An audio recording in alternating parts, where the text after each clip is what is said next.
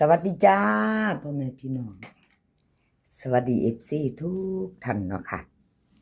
กลับมาพบมาพอกับเจตาพารวยคือเก่าค่ะในทางช่อง YouTube คลิปนี้ก็จะว่างแนวทางของลาวพัฒนาเพิ่งเป็นคลิปแรกพี่น้องมาสายค่ะวันเสาร์ธรรมดาเนาะเจตายากเวียกอยู่ เพิ่งเป็นคลิปแรกค่ะลาวพัฒนา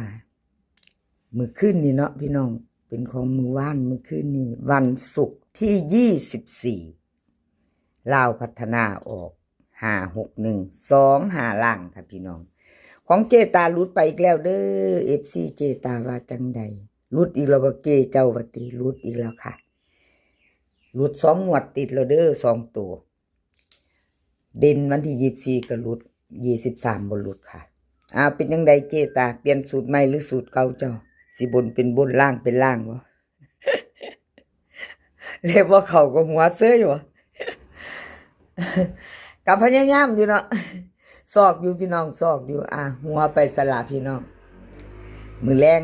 มือวันจันทร์ค่ะวันจันทร์มื้อนี้วันที่25เนาะเป็นวันเสาร์26 27อีก2มื้อค่ะจังเจอกันลาวพัฒนาออกแนวทางใหม่ของเจตาค่ะ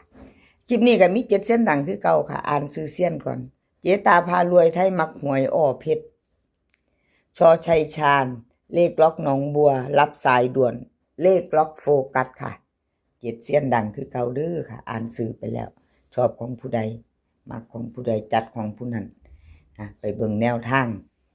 ใหม่นำกันของเพิ่นเนาะชอบก็จัดบ่ชอบก็ผ่านไปเนาะพี่น้องเอามาเบิ่งของเจตาก่อนค่ะของเจตาพารวยเด่นให้4กับ7เด้อค่ะ2ตัว4หาง47 48 72 71ค่ะเบิ้ล4477 3ตัว2หางก็448 472เด่น4กับ7ทอกันค่ะเน้น47กับ72 3ตัวเน้นค่ะ7472ลาวพัฒนาวันจันทร์ที่27ค่ะของเจตาเอาแคปหน้าจอค่ะใครจะพิจารณาแนวทางใหม่นำเจตาวันที่27เนาะเป็นวันจันทร์แคปหน้าจอแล้วไปโตค่ะกับขอบุญขอบคุณเนาะค่ะ FC ทุกท่านที่เข้ามาให้กำลังแรงใจเจตาในช่องน้อยๆค่ะขอบพระคุณหลายๆผู้ติดตามมาเนาะค่ะอย่าลืมกดกระดิ่งแจ้งเตือนเด้อจะได้บ่พลาดคลิปใหม่ๆของเจตาพารวยเนาะเลขทุกตัวเอามาวางเพื่อเป็นแนวทางค่ะโปรดใช้วิจารณญาณในการรับชมเป็นอย่างสูงรับชมรับฟังเป็นเพียงแนวทางเด้อค่ะเห็นอยู่นี่ประวัติไทยมักหวยค่ะลุดไปค่ะพี่น้องกราบขอโทษขออภัยเนาะไทยมักหวยก็หลุด561 3ตัวบน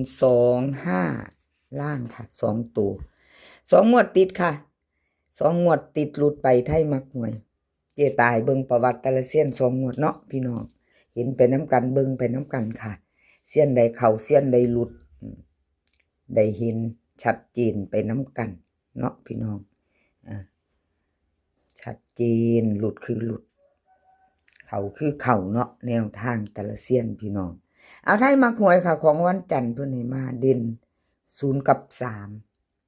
2ตัว4หางค่ะ0302 3534เบิ้ลค่ะ0033 3ตัว2หาง035302ค่ะไทยมักหวยเด่นทอกันเด้อค่ะ3กับ03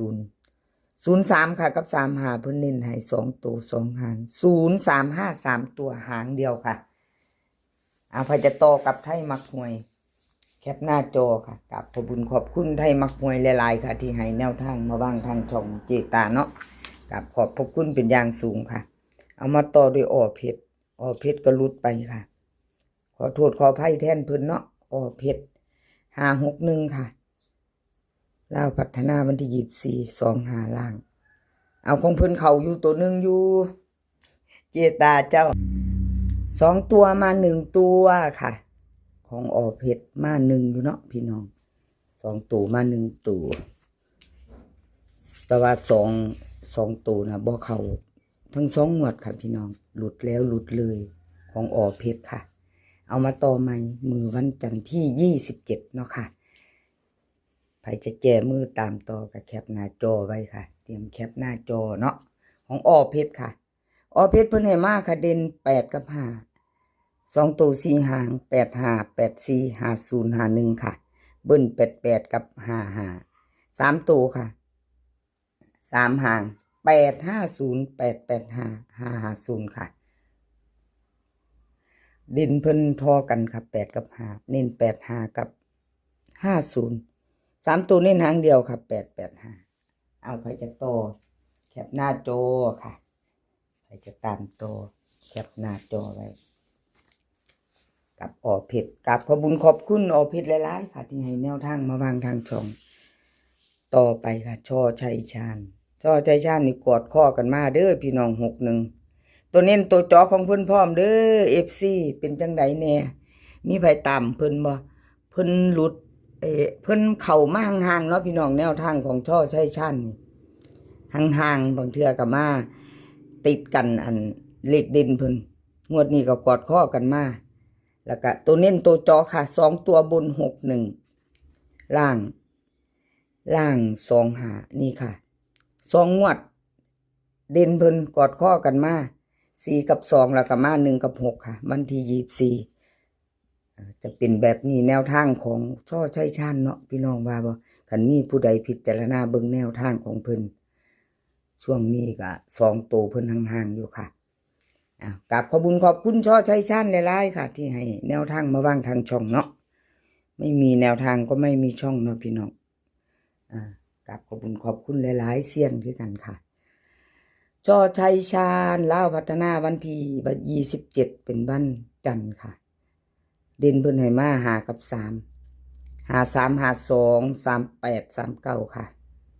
เบิ้ล55 33 3ตัว2หางค่ะ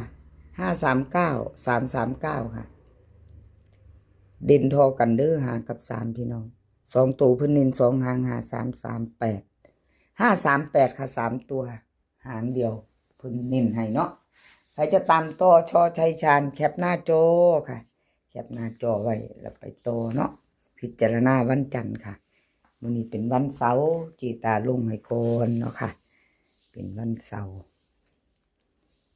วันจันทร์ลาวพัฒนา2 ทุ่มครึ่งค่ะเลขล็อกหนองบัวก็รุดไปเนาะค่ะพี่น้องล็อกหนองบัวรุดลาวพัฒนาออกที่24 5 6 1 2หาล่างรู้ทั้ง2งวดค่ะ2ตัวบ่เข้าบ่ดึงเด่นเพิ่นมางวดเดียวมา1ตัว2งวดมางวดเดียวเด่นแล้วก็มาตัวเดียวค่ะ2ตัวรุดไปถึง2งวดค่ะของเลขล็อกหนองบัวเนาะเอามาเบิ่งใหม่พิจารณาใหม่ค่ะไปต่อกับเพิ่นวันจันทร์เด่นเพิ่นให้มา3กับ7 2ตัว4หางค่ะ3 4 3 5 7 8 7 9ค่ะเบิ้ล3 3 7 7 3ตัวค่ะ3 7 9 7 7 3 4เด่นค่ะ3กับ7เด่นเท่ากัน2ตัวเน้น3 3 4กับ7 8ค่ะ7 3 4 3ตัวเน้นหางเดียวของเลขล็อกหนองบัวใครจะตามต่อกับเพิ่นกะพิจารณาเนาะพี่น้องวันจันทร์แคปหน้าจอแล้วก็ตามต่อวันจันทร์เนาะกับขอบคุญขอบคุณเลขล็อกหนองบัวค่ะที่ให้แนวทางมาวางทางช่องของเจตากับขอบพระคุณเป็นอย่างสูงมาตามต่อกับรับสายด่วนนี่เพิ่นเข้าไป2ตัวนึงอยู่เนาะพี่น้อง2ตัวมา1ตัวก็ถือว่ายังบ่ทันหลุดค่ะลาวพัฒนาออก5 6 1 2หาล่างของเพิ่น2ตัวมาตัวนึงอยู่ค่ะดิน2ตัวนี้หลุดไปถึง2งวดเด้อค่ะพี่น้องช่วงนี้รับสายด่วนเป็นจังไดเนาะก็หลุดห่างอยู่เนาะพี่น้องมาห่างรับสายด่วนบินหลายงวดอยู่ค่ะชัดเจนเนาะพี่น้องเห็นไปน้ำกันพิจารณาเอารับสายด่วนค่ะลาวพัฒนาเด่นเพิ่นให้มา4กับ0 2ตัว4หางค่ะ40 41 07 08เบิ้ลค่ะ44 00 3ตัวค่ะ407 041เด่นค่ะ0กับ4ทอกันเน้น40กับ07 3ตัวค่ะ407แคปหน้าจอค่ะใครจะไปต่อกับรับสายด่วนเนาะแคปหน้าจอไว้รุ่นกันค่ะกับขอบคุณรับสายด่วนค่ะที่ให้แนวทางมาว่างทางช่องของเจตาเนาะกับขอบพระคุณเป็นอย่างสูงมาตามโดยเลขล็อกโฟกัสค่ะล็อกโฟกัสก็หลุดไปเล่าพัฒนา24ออก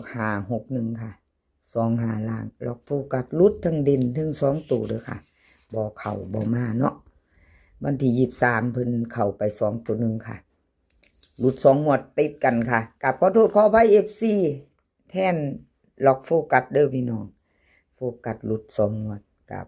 ขอโทษขออภัยแทนเพิ่นเนาะค่ะมาต่อวันจันทร์ค่ะวันที่27เลขล็อกโฟกัสเด่นเพิ่นให้มาค่ะ7กับ3 2ตัว4หางค่ะ73 74 30 31เบิ้ลค่ะ77 33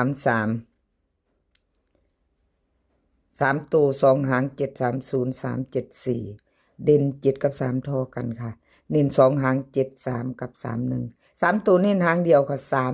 374เลขล็อกโฟกัสใครจะตามต่อแคปหน้าจอเนาะค่ะกับขอบคุณเลขล็อกโฟกัสหลายๆเด้อค่ะที่ให้แนวทางมาว่างทางช่องของเจตาด้วยดีเสมอมาเนาะคลิปนี้ขอให้พี่น้องโชคดีกับเล่าพัฒนาวันจันทร์ที่27เด้อค่ะมื้อนี้ก็ขอให้มีความสุขกันทุกคนขอให้สุขภาพร่างกายแข็งแรงค่ะสุขภาพดีมีชัยไปกว่าครึ่งเดินทางไปไสก็ขอให้ปลอดภัยค่ะเดินทางไปขอให้มีโชคกลับมาขอให้มีชัยคลิปหน้าพอกันใหม่คลิปนี้ก็สวัสดีค่ะ